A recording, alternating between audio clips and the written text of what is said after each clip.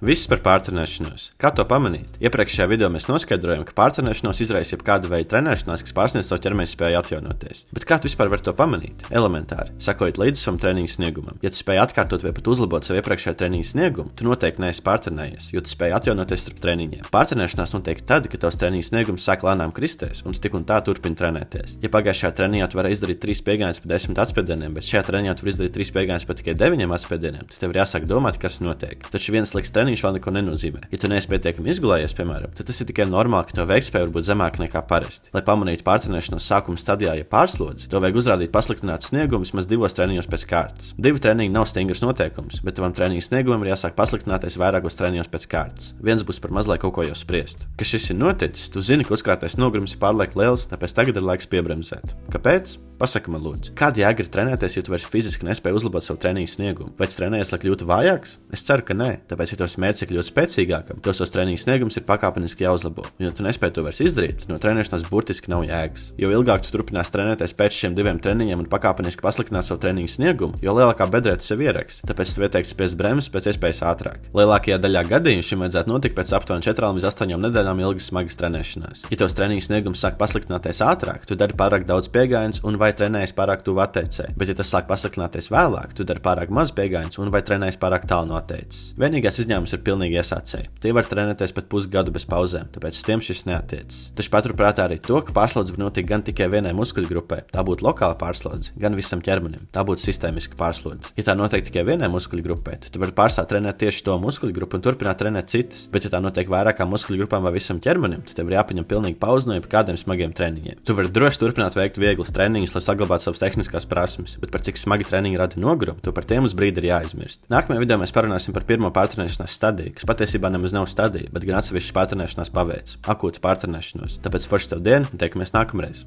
Čau!